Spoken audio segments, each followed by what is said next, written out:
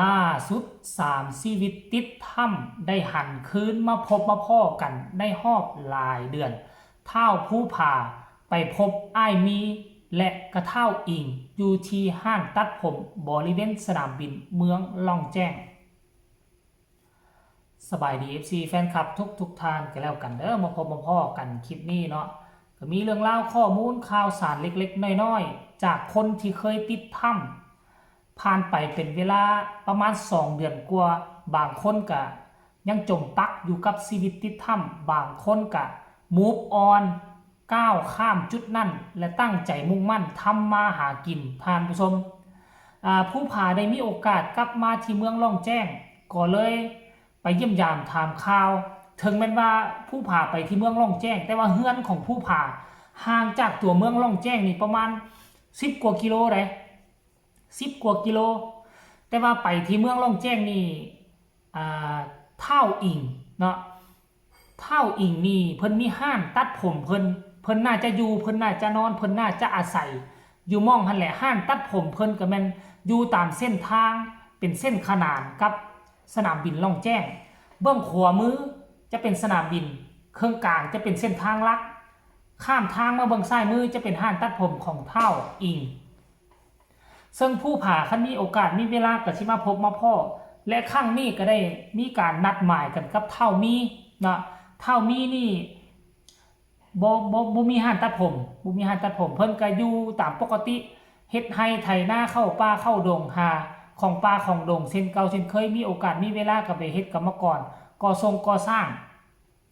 แล้วมื้อนี้ได้มาพบมาพ่อกัน3 คน3 สหายยังอีก2 คนคนนึงชื่อว่าเท่าแดนนี่เป็นทหารเด้เท่าแดนนี่เป็นทหารเพิ่นน่าจะไปประจำการบ่มีเวลามาหากันและอีกผู้นึงก็เป็นผู้อายุแก่ประมาณ50 ปีซื้อพอคำซื้ออย่างเพิ่นก็ไปเฮ็ดเวียกของเพิ่นแหละบ่ได้มายุ่งเกี่ยวกับวัยรุ่นแต่ว่า3 วัยรุ่นนี่มาพบมาพ้อกันความสนุกสนานมันจึงเกิดขึ้นอยู่ที่หั่นตัดผมรายละเอียดให้ทุกคนไปชมคลิปนี้พร้อมๆกันก็แล้วกันเด้อทุกคนอ่านไป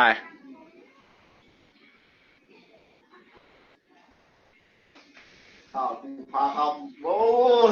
เนาะซึ้งเท่น่าเลยมึงนี่อ้าวผู้พระคำแม่นยาขันห้าอยู่สวรรค์ตังเฮ็ดผู้พาหันจะติงนี้อันมอมนนั่นพุทธาพุทธน่ะตังกูพาวิสัยจักสิเอาชื่อเลือเอาบักมืดคือเก่าซะ มืดแล้วแม่ตั้งเงินดิมืดแล้วแม่นเอ็มแม่นอายตังเด้อซื้อลายบ่ลายตั้งหยังซื้อมืดน่ะบ่เห็นหยัง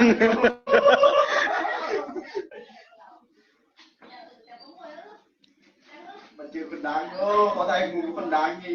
บุญเกิดตายองมีพูดหล่อๆแม่นละอายหล่อแต่บ่มีเมียบ่มีผู้เอา ทักทายสบายดีเด้ออยู่ทางเชียงใหม่เป็นจังใดอ้ายฝนตกบ่มีคนเบิ่งอยู่วะ4 คน แต่ว่าฮะกับมันจะร้อย4 คนนึงนะเขาเบิ่งแล้วออกเขาเบิ่งแล้วออกไล่กูอยากไล่บ่ฮู้อยู่มันร้อนเลย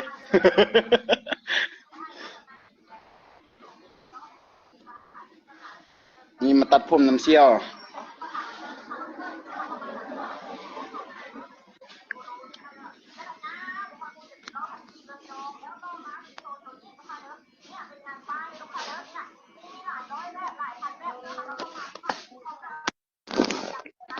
นี่กูติดตามคนเดียวนะกูได้อยากข้ามแล้ว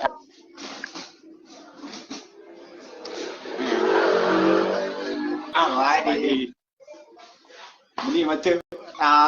สหายเนาะเท่ากูพาคำเนาะ สหายที่ทำน้ำเดียว เป็นจังได้เนี่ยเหมาะหลังจากใส่ชีวิตออกจากขามมาได้นะไปยังไปยังไปติด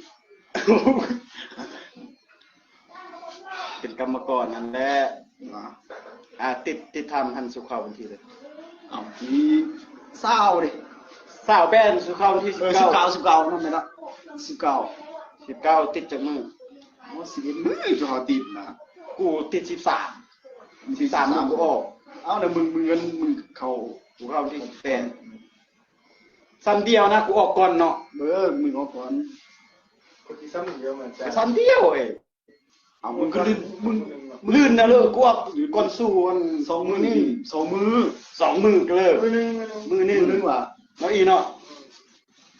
ออกก็สู้ออกตอน4 โมงมันนะ ตกคือกันจ้า จบคือกันเจ้า มีแต่ผู้หล่อๆ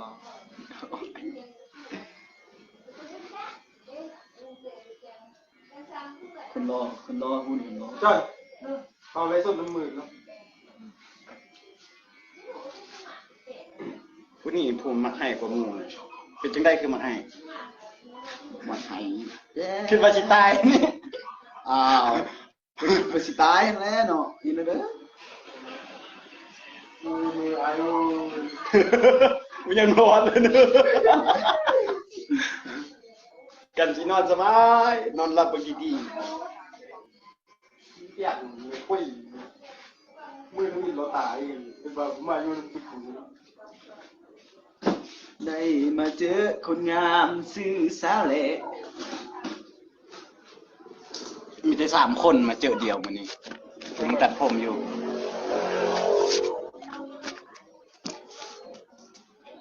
และ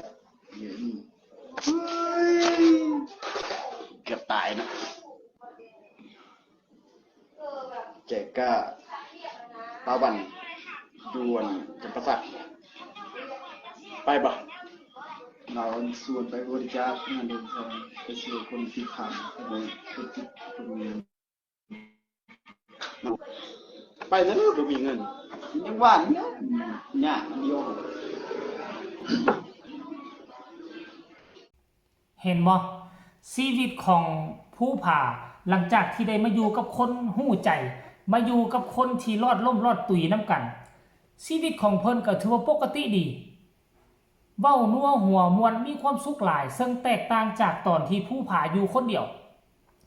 ตอนที่ผู้ผ่าอยู่คนเดียวเนี่ยโอ้ยมีแต่เรื่องเศร้ามีแต่เรื่องเหงามีแต่เรื่องจมนั่นจมนี่มีแต่การทำพิธีกรรมต่างๆจนเฮ็ดให้หลายคนตื่นตระหนกตกใจว่าสิ่งที่เราเฮ็ดไปนั้นมันถูกต้องหรือบ่ก็คือโคมได้ทันผู้ชมเนี่ยบัดมาอยู่กับคนหู้ใจสัมผัสว่าก็เป็นเรื่องปกติชีวิตของเราก็คือปกติมาโอ้มาล้มกันถึงเรื่องเก่าเรื่องหลังถึงเรื่องว่าบ่มีเงินบ่มีคำเฮ็ดแนวใดเฮาจึงสิหาเงินหาคำเลี้ยงดูครอบครัวได้นู่นนี่นั่นซึ่งเป็นภาพบรรยากาศที่อบอุ่นอีหลีถ้าผู้ใดเห็นนี่มีห้อยยิ้มตามๆกันแต่ถ้าเมื่อใดที่ผู้ผ่าอยู่คนเดียวเมื่อนั่นแหละผู้เบิ่งก็ทุกข์ใจไปนำแฟนคลับทางฝั่งไทยก็อุกใจไปนำจักแจวแนวใดให้ชีวิตผู้ผ่ามันดีขึ้นซั่นเด้ท่านผู้ชมเนาะเอ้า